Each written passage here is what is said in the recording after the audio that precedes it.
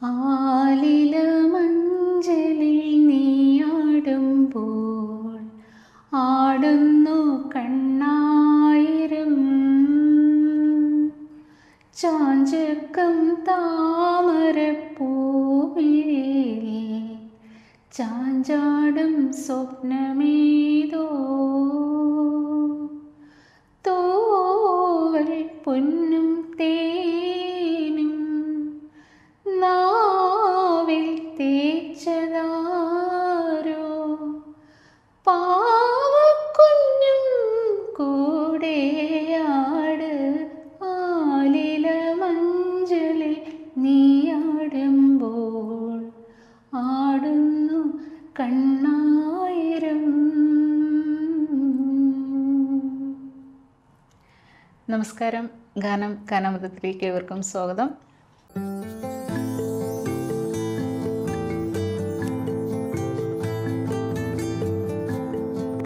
ഇന്ന് നമ്മളോടൊപ്പം ജോയിൻ ചെയ്യുന്നത് സൈഗിളാണ്. നമസ്കാരം സൈഗിൾ. നമസ്കാരം. സൈഗിൾ ഒരു മൃദംഗം വായിക്കുന്നത് ഞാൻ കണ്ടിട്ടുണ്ട്, അതെ, പാട്ട് പാടുന്നത് കേട്ടിട്ടുണ്ട്. അപ്പോൾ ഏതിലാണ് ഫോക്കസ് ചെയ്യുന്നത്? ഞാൻ ചിലപ്പോൾ അച്ഛനും അമ്മയും AR ഗ്രേഡ് ആർട്ടിസ്റ്റ് ആയിരുന്നു, ദൂരദർശൻ ഓൾ ഇന്ത്യ റേഡിയോ. അപ്പോൾ ചെറുപ്പം മുതലേ സംഗീതം വീട്ടിലുണ്ട്. അപ്പോൾ ഉറങ്ങുമ്പോഴും എണീക്കുന്നതും ഇത് കേട്ടുകൊണ്ടാണ്. അപ്പോൾ അങ്ങനെ ആ ഒരു ബാക്ക്ഗ്രൗണ്ട് ഉള്ളതുകൊണ്ട് തന്നെയാണ് അച്ഛൻ എനിക്ക് സൈഗിൾ എന്ന് പേരിട്ടത്. അച്ഛൻ പറഞ്ഞത് ഇത് ഹിന്ദിയിലെ ആദ്യത്തെ ഒരു പാട്ടുകാരനാണെന്നാണ് കേട്ടത്, ഫിലിം ക്ലിപ്പാണ്, KL സൈഗിൾ. അപ്പം അങ്ങനെയാണ് പേരെനിക്ക് കിട്ടുന്നത്. അപ്പോൾ അതുകൊണ്ട് സ്വാഭാവികമായിട്ടും തുടക്കം പാട്ട് തന്നെയാണ്. അച്ഛനും അമ്മയും തന്നെയാണ് ഗുരുക്കന്മാർ. പിന്നെ ഇടയ്ക്ക് വെച്ച് എപ്പോഴും എനിക്ക് റിതം സൈഡിലേക്ക് താല്പര്യം വന്നു. അപ്പോൾ അങ്ങനെ വളരെ ചെറുപ്പത്തിൽ തന്നെ ഒരു തബല പഠിക്കാൻ എന്നെ പഠിച്ചു. ഒരു 5-6 വർഷത്തോളം തബല പഠിച്ചു. പിന്നെ ഇടയ്ക്കൊരു ഗ്യാപ്പ് വന്നു. പിന്നെ അതിൽ നിന്ന് സ്ലൈറ്റ്ലി മൃദംഗത്തിലേക്ക് മാറി. ആദ്യം പാട്ടായിരുന്നല്ലോ. ആദ്യം പാട്ട് തന്നെയായിരുന്നു. നമുക്ക് ആദ്യം ഒരു പാട്ടിലൂടെ തന്നെ തുടങ്ങാം. ഓക്കെ. ഉറങ്ങാതെ രാവുറങ്ങി ഞാൻ, ഉറങ്ങാതെ രാവുറങ്ങി ഞാൻ, മിഴിവാതിൽ ഇതൾ ചാരി നിഴൽ നാളം തിരിതാഴ്ത്തി മനസ്സു നീർത്തുന്ന പൂമെത്തയിൽ ഉറങ്ങാതെ രാവുറങ്ങി ഞാൻ.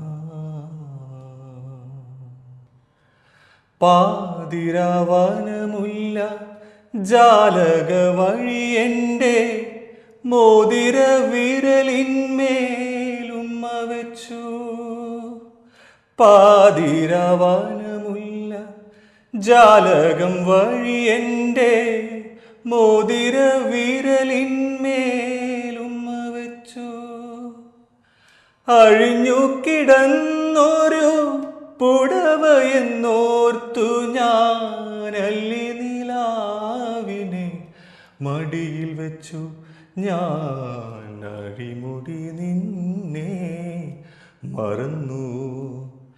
ഉറങ്ങാതെ രാവുറങ്ങി ഞാൻ, ഉറങ്ങാതെ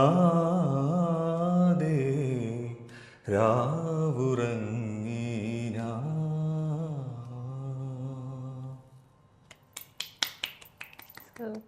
താങ്ക് യു. പിന്നെ അപ്പോൾ ഈ പാട്ടിൽ നിന്ന് എങ്ങനെയാണ് പെട്ടെന്ന് മൃദംഗത്തിലേക്ക് ചാടി? അത് നമ്മൾ ആൺകുട്ടികൾക്കൊരു ഏജ് ആകുമ്പോഴേക്കും നമുക്ക് ശബ്ദത്തിനൊരു മാറ്റം വരും. അപ്പോൾ ഞാൻ സാധാരണയായിട്ട് ചെയ്യാറുള്ളത്, എനിക്ക് ഇപ്പോൾ ചെറുപ്പം മുതലേ പഠിക്കുമ്പോൾ അച്ഛനും ഞാൻ ക്ലാസ് എടുക്കുമ്പോൾ എനിക്ക് താല്പര്യമുള്ള ക്ലാസ്സിൽ ഞാൻ കയറിയിരിക്കും. അപ്പോൾ എൻ്റെ ഫ്രണ്ട്സ് ആയാലും എൻ്റെ ഏജ് ആയിട്ടുള്ള ആൾക്കാരായിട്ടുള്ളൂ. അപ്പോൾ അങ്ങനെ ചില സമയങ്ങളിൽ എനിക്ക് അവരുടെ കൂടെ പാടാൻ പറ്റാത്തൊരു സിറ്റുവേഷനിലേക്ക് വന്നു തുടങ്ങി. എനിക്ക് തന്നെ മനസ്സിലായി. അപ്പോൾ അന്ന് ഈ വോയിസ് ചേഞ്ചും കാര്യങ്ങളൊന്നും എനിക്കറിയില്ല. പിന്നെ അന്ന് മുതലേ എനിക്ക് റിതം സൈഡിലേക്ക് പണ്ട് മുതലേ താല്പര്യമുണ്ട്. ഇപ്പോൾ അച്ഛൻ റെക്കോർഡിങ്സിനൊക്കെ പോകുമ്പോഴും ഇപ്പോൾ അച്ഛൻ്റെ ബാക്ക്ഗ്രൗണ്ടിലും എല്ലാവരും കുടുംബം പരമായിട്ട്. അച്ഛൻ്റെ പേര് പറഞ്ഞില്ല. തീർച്ചയായിട്ടും. അച്ഛൻ PR പ്രകാശ്. അച്ഛൻ SBIയിലാണ് വർക്ക് ചെയ്തുകൊണ്ടിരുന്നത്. പക്ഷെ എന്നാലും അച്ഛൻ മ്യൂസിക് ടീച്ചറായിരുന്നു. മദ്രാസിൽ നിന്നും ഡിഗ്രി. അച്ഛന് ഒത്തിരി പിന്നെ യേശുദാസിന് വേണ്ടിയിട്ട് അതെ ട്രാക്സ് പാടിയിട്ടുണ്ട്. പണ്ടത്തെ അയ്യപ്പൻ തരങ്കിണി കാസറ്റ്സിൽ ഒരുപാട് ട്രാക്ക് പാടിയിട്ടുണ്ട്. അപ്പോൾ ഇളയച്ചനായാലും PR മുരളി, അദ്ദേഹമാണ് TS രാധാകൃഷ്ണൻ അങ്കിളുടെ എല്ലാ പാട്ടുകൾക്കും ബാക്ക്ഗ്രൗണ്ട് സ്കോറിങ് കൊടുത്തിരുന്ന അദ്ദേഹമായിരുന്നു. അപ്പോൾ ചില റെക്കോർഡിങ്സിനൊക്കെ എന്നെയും കൊണ്ടുപോകാറുണ്ടായിരുന്നു. എന്നെ കൊണ്ടുപോകാൻ കാരണം അമ്മയും പാടും. അമ്മ മ്യൂസിക് ടീച്ചറായിരുന്നു. അമ്മയുടെ പേര് ഉഷ. അപ്പോൾ അമ്മ സ്കൂളിൽ മ്യൂസിക് ടീച്ചറായിരുന്നു. അപ്പോൾ ചില സന്ദർഭങ്ങളിൽ ഡുവറ്റും അമ്മയും പാടാൻ വേണ്ടി പോകാറുണ്ട്. അപ്പോൾ ഞാൻ സ്കൂളിൽ നിന്ന് വരുന്ന സമയങ്ങളായിരിക്കും ഇവർക്ക് റെക്കോർഡിങ്സ് ഉണ്ടാകുന്നത്. അപ്പോൾ എന്നെയും കൂടെ കൊണ്ടുപോകും. അപ്പോൾ ഞാൻ ആ സമയത്ത് റെക്കോർഡിങ് നടക്കുമ്പോൾ ഞാൻ ഇരിക്കുന്നത് ഈ തബല മൃദംഗം ഉള്ള അവരുടെ ആ കൺസോൾ ആ ബൂത്തിലായിരിക്കും ഞാൻ എപ്പോഴും ഉണ്ടാവുക. അപ്പോൾ അന്ന് മുതൽ എനിക്ക് റിതം സൈഡിനോട് താല്പര്യമുള്ളതുകൊണ്ടാണ് അങ്ങനെ. അപ്പോൾ അവിടെ തന്നെ പോയിരിക്കും. എനിക്ക് അതിനുള്ള അനുവാദം ഉണ്ടായിരുന്നു. കാരണം ഇലക്ഷനാണ് ഇത് കണ്ടക്ട് ചെയ്യുന്നത്. അപ്പോൾ പിന്നെ എനിക്ക് മാത്രം അവിടെ ഇരിക്കാനുള്ള ഒരു അനുവാദം ഉണ്ടായിരുന്നു. മിണ്ടാണ്ടിരുന്നോളൂ അവിടെ. അപ്പോൾ കുഞ്ഞുനാൾ മുതലേ റെക്കോർഡിംഗ് ഒക്കെ ഇങ്ങനെ ഞാൻ കേൾക്കാറുണ്ട് ഡയറക്റ്റ്. അപ്പോൾ അച്ഛൻ പിന്നെ പാടുന്ന പാട്ടുകളിൽ സൈകളിന് ഏറ്റവും കൂടുതൽ അച്ഛൻ കൂടുതലും ഡിവോഷണൽ സോങ്സ് ആണ് പാടിയിരുന്നത്. അങ്ങനെ എല്ലാം തന്നെ എനിക്കിഷ്ടമാണ്. അതിൽ എല്ലാം ഇരുമുടി ഭാഗ്യം, ഒരു യുഗം തൊഴുതാലും അങ്ങനെ. അച്ഛന് പിന്നെ അത് ട്രാക്ക് അല്ലാതെ ഫിലിമിൽ പാടിയിട്ടുണ്ട്. അച്ഛൻ ഫിലിമിൽ പാടിയിട്ടുണ്ട്. അത് നമ്മളുടെ മിസ്റ്റർ ക്ലീൻ എന്ന് പറഞ്ഞൊരു സിനിമ ഉണ്ടായിരുന്നു. വിനയൻ സംവിധാനം ചെയ്തിട്ട് മുകേഷ് ആനി ആ സമയത്ത് അഭിനയിച്ചൊരു സിനിമ. അപ്പോൾ അതിൻ്റെ വോയിസ് റെക്കോർഡിങ് എറണാകുളത്ത് വെച്ചായിരുന്നു. അപ്പോൾ ആ സമയത്ത് അച്ഛൻ അത് പാടിയിരുന്നു. പക്ഷെ അൺഫോർച്ചുനേറ്റ്ലി അത് ഫിലിമിൽ വന്നില്ല. ആ സമയത്തായിരുന്നു ആനി അവരുടെ കല്യാണം സംബന്ധിച്ച് കുറച്ച് പ്രശ്നങ്ങളുണ്ടായപ്പോൾ സോങ് ഷൂട്ട് ചെയ്യാനുള്ളൊരു ടൈം അവർക്ക് കിട്ടിയില്ല. അപ്പോൾ അത് കാസറ്റിലുണ്ട്, പക്ഷേ ഫിലിമിലേക്ക് വന്നില്ല. പാട്ടുണ്ടല്ലേ? കാസറ്റിൽ പാട്ടുണ്ട്. അപ്പോൾ അച്ഛൻ പാടിയിട്ടുള്ള ഡിവോഷണൽ സോങ്സിൽ ഏതാണ് സൈക്കിളിന് കൂടുതൽ ഇഷ്ടമുള്ളത്? ഒരു യുഗം. ഓക്കെ, അതൊരു നല്ല.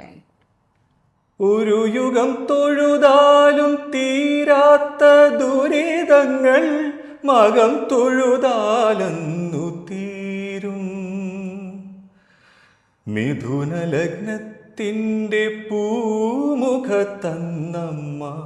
മധുരസ്മിതം തൂകി നിൽക്കും. മധുരസ്മിതം തൂകി നിൽക്കും. ഒരു യുഗം തൊഴുതാലും തീരാത്ത ദുരിതങ്ങൾ മകം തൊഴുതാലെന്നു തീരും. അച്ഛൻ ഇപ്പോഴും സോങ്സ് ഒക്കെ പാടാറുണ്ടല്ലോ അല്ലേ? തീർച്ചയായിട്ടും റെക്കോർഡിങ്സിന് പോകാറുണ്ട്. പക്ഷെ എന്നിരുന്നാലും അച്ഛന് കൂടുതൽ താല്പര്യം ഇപ്പോൾ കോമ്പോസിഷൻ ഉണ്ട്, അച്ഛൻ ചെയ്യുന്നുണ്ട്. ഇപ്പോൾ അച്ഛൻ ചെയ്ത പല പാട്ടുകളും യൂണിവേഴ്സിറ്റിയിൽ ഫസ്റ്റ് പ്രൈസും ഇതെല്ലാം കിട്ടിയിട്ടുണ്ട്. അതിലും പാട്ടുകളും ഞാനും പാടിയിട്ടുണ്ട്. ലൈറ്റ് മ്യൂസിക് തന്നെയാണ്. അപ്പോൾ അങ്ങനെ എനിക്കും സ്കൂളിലും കോളേജിലൊക്കെ അതിനും പ്രൈസസ് കിട്ടിയിട്ടുണ്ട്. അപ്പോൾ അച്ഛൻ്റെ പാട്ട് സൈക്കിളിൽ പാടിയിട്ടുണ്ടോ? പാടിയിട്ടുണ്ട്. അപ്പോൾ അത് ഒരു അച്ഛൻ ഇത് MG യൂണിവേഴ്സിറ്റി 2003-2004 ആണെന്ന് തോന്നുന്നു. അതിന് ഫസ്റ്റ് കിട്ടിയ പാട്ടായിരുന്നു. അപ്പോൾ അത് അച്ഛൻ പഠിപ്പിക്കുന്നത് കേട്ട് ഞാൻ പഠിച്ചതാണ്. 4 പേര് പാടാം, കൃത്യം ഓർമ്മ കിട്ടുന്നില്ല. മധുരമന്ത്രാക്ഷരങ്ങൾ ചൊല്ലി വീണ്ടും ത്രിസന്ധ്യ ഇന്നൻ തിരുമുറ്റം പുൽകി.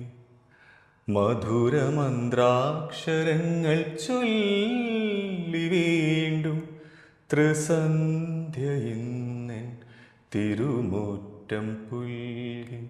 വിലോലമേതു സരോവരമെന്നുള്ളിൽ സാന്ധ്യ സംഗീത വീഥികൾ തേടി.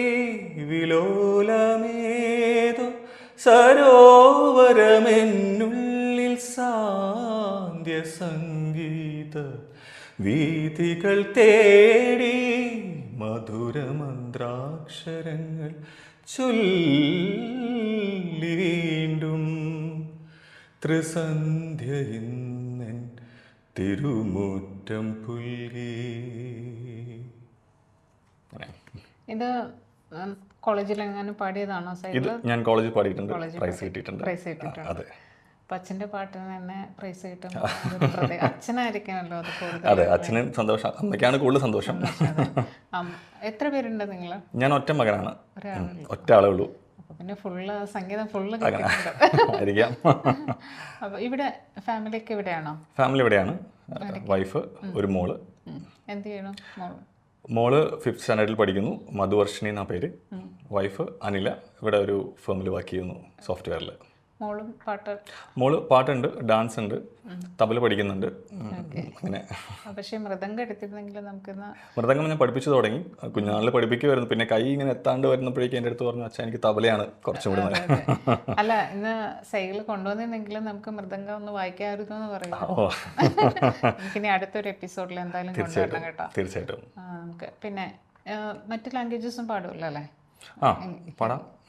ഹിന്ദി, തമിഴ് ഒക്കെ അല്ലാതെ. ഹിന്ദി, തമിഴ് അല്ലാതെ വേറെ ഏത് ലാംഗ്വേജ് അറിയാം?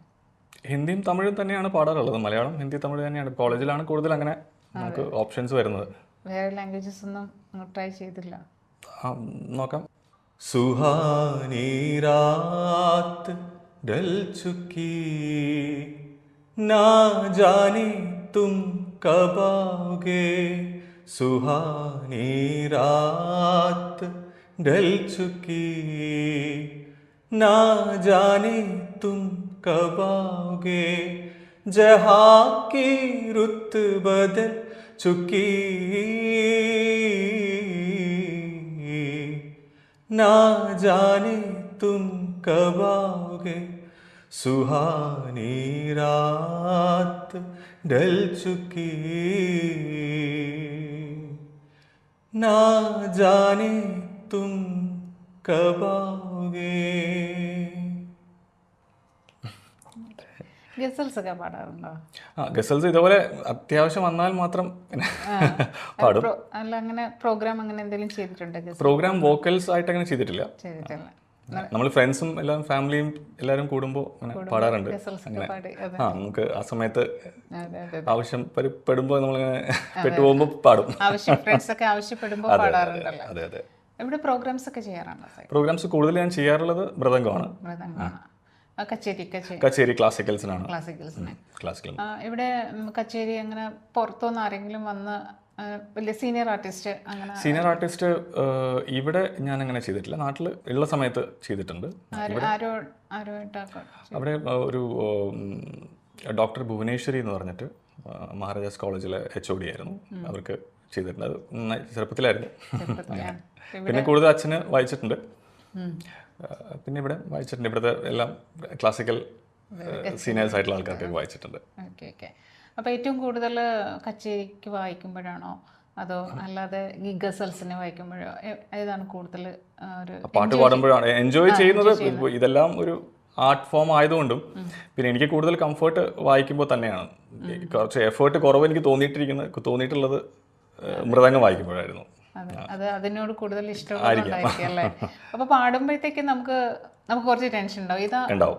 ഇതാകുമ്പോൾ കുറച്ചും കൂടെ റിലാക്സ്ഡ് ആണ്. അതെ, കാരണം നമ്മളിത് ഒരു അക്കമ്പനിങ് ആർട്ടിസ്റ്റ് ആണല്ലോ. അപ്പോൾ നമ്മൾ അവർക്ക് ഫോളോ ചെയ്താൽ മതി.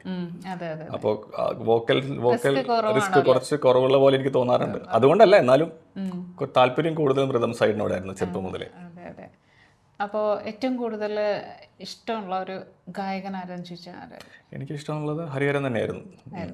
യേശുദാസ് ഉണ്ട്, എന്നാലും ഹരിഹരനാണ്. സ്റ്റൈൽ അങ്ങനെയല്ല, അതങ്ങനെ ചെയ്തോന്നേ ഉള്ളൂ. അപ്പോൾ അത്രയും ഇഷ്ടമാണെങ്കിൽ നമുക്ക് ഹരിഹരൻ സാറിൻ്റെ ഒരു പാട്ട് ആണോ?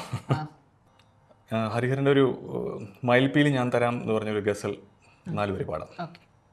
മയിൽപ്പീലി ഞാൻ തരാം മറക്കാതിരിക്കാനായി തിരികെ ഞാൻ എത്തുമ്പോൾ കിളിവാതിൽ തുറന്നെന്നെ വിളിക്കാമോ. മയിൽപ്പീലി ഞാൻ തരാം തരാം തരാം തരാം.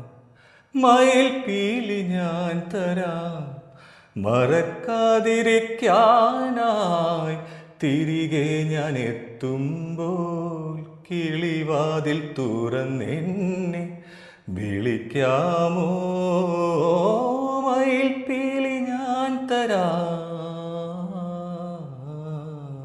നിനി സാ സാ സഗ നിസഗമ പഗ പമഗ ഗ സാ. കഴിഞ്ഞോ? കുറച്ചുകൂടെ കേൾക്കാന്ന് വെച്ചിട്ട് ഇരിക്കുമായിരുന്നു.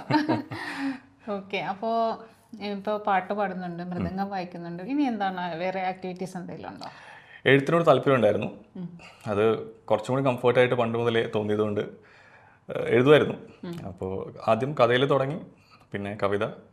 കുറച്ചും കൂടി കഴിഞ്ഞപ്പോഴേക്കും അച്ഛനും അമ്മയും പറഞ്ഞു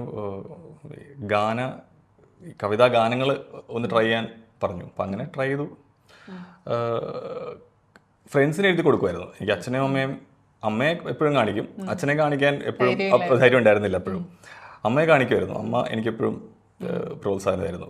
അപ്പോൾ അമ്മ വഴി അച്ഛനെത്തും, അതെനിക്കറിയാം. പക്ഷേ അപ്പോൾ അങ്ങനെ കുറേ ഫ്രണ്ട്സിന് എഴുതി കൊടുത്തു. അപ്പോൾ ഈ കുറച്ച് ഫ്രണ്ട്സ് സർക്കിൾ ഉണ്ടായിരുന്നു. അപ്പോൾ അവർക്ക് ഈ ആൽബംസ് ഒക്കെ അന്ന് കത്തി നിൽക്കുന്ന സമയത്തായിരുന്നു. അപ്പോൾ അവർക്ക് സ്വയം ട്യൂൺ ചെയ്യാനുള്ള ഇതിനു വേണ്ടി എൻ്റെ അടുത്ത് നിന്ന് വാങ്ങി ലിറിക്സ് എഴുതി വേണമെന്ന് ആവശ്യപ്പെടുമായിരുന്നു. അപ്പോൾ അങ്ങനെ എഴുതി കൊടുത്തായിരുന്നു. പിന്നെ ഭാഗ്യം എന്ന് പറയാം, എനിക്ക് ജീവൻ ടി വിയിൽ നമുക്ക് ഓട്ടോഗ്രാഫ് എന്ന് പറഞ്ഞൊരു പ്രോഗ്രാം ഉണ്ടായിരുന്നു. 2003, 2002, 2004 ആ കാലഘട്ടമായിരുന്നു. അപ്പോൾ ഓട്ടോഗ്രാഫ് എന്ന ആ പ്രോഗ്രാമിൻ്റെ ടൈറ്റിൽ സോങ് ചെയ്യാൻ ഞാൻ എഴുതി കൊടുത്തായിരുന്നു. അത് സൈക്കിളിൻ്റെ ലിറിക്സ് ആയിരുന്നു. എൻ്റെ ലിറിക്സാണ്. അത് ഓർമ്മയുണ്ടോ? അത് എൻ നെഞ്ചിലെ പൊൻവീണയിൽ സ്നേഹാർദ്രമായി ഏതോ സ്വരം അലിയും, നിന്നിൽ വസന്തം പൊഴിയും, നിന്നിൽ അനുരാഗം ഏതോ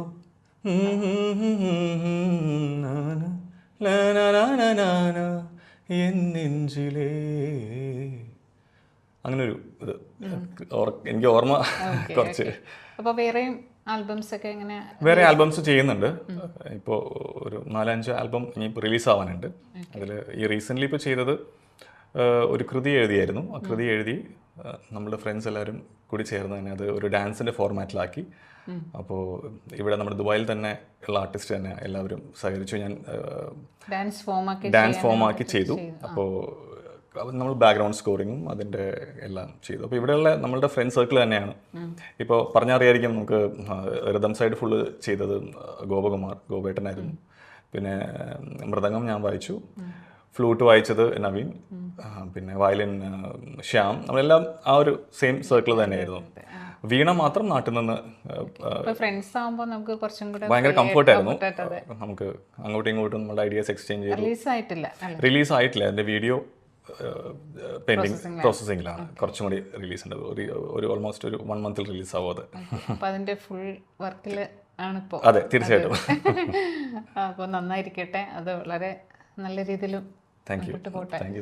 അപ്പോൾ ആ ഡാൻസ് ഫോമിൽ ആരാ? അത് ഇപ്പോൾ കൊറിയോഗ്രാഫ് ചെയ്യുന്നത് ഇപ്പോൾ വൈഫും മോളും ഡാൻസ് പഠിക്കുന്ന RLV അമ്പിളി എന്ന് പറഞ്ഞ ടീച്ചറിൻ്റെ അടുത്താണ്. അപ്പോൾ വൈഫ് അതിലൊരു പാർട്ടിസിപ്പൻ്റ് ആണ്. പ്ലസ് 2 ഡാൻസേഴ്സ് വേറെ ഉണ്ട്. അപ്പോൾ 3 പേരാണ് ഇപ്പോൾ നമ്മൾ റിലീസ് ചെയ്യാൻ ഉദ്ദേശിക്കുന്നത്. ഫുൾ നമ്മുടെ ഫ്രണ്ട്സ്, ഫാമിലി എല്ലാം അതിൽ ഇൻവോൾവ് ആണ്. അതെ അതെ. ഓക്കെ, എന്തായാലും അത് വളരെ നല്ല രീതിയിൽ റിലീസ് ചെയ്യുമ്പോൾ അത് നല്ല സക്സസ് ആവട്ടെ. അതെ, താങ്ക് യു. അപ്പോൾ നമുക്ക് ഇനി ഒരു പാട്ട് കൂടെ ആയല്ലോ. ഓക്കെ. സല്ലാപമേറ്റുണർന്ന വാരിജങ്ങളും ശുഭരാഗരൂപിയ നവനീത ചന്ദനും സല്ലാപമേറ്റുണർന്ന വാരിജങ്ങളും ശുഭരാഗരൂപിയ നവനീത ചന്ദ്രനും ചൈത്രവേണുവൂതും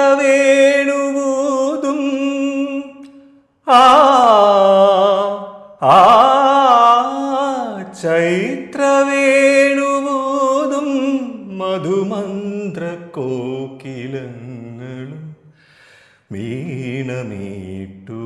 വീണമീട്ടുമിന്ദ്രനീലം രാത്രി തേടവേ ദേവാങ്കണങ്ങൾ കൈയൊഴിഞ്ഞ താരകം സായാഹ്ന സാനുവിൽ വിലോലമേഘമാ അഴകിൻ പവിഴം പൊഴിയും നിന്നിൽ അമൃതകണമായി സഖി ധന്യനാ ദേവാങ്കണങ്ങൾ കൈയൊഴിഞ്ഞ താരകം സായാഹ്ന സാനുവിൽ വിലോലമേഘമാ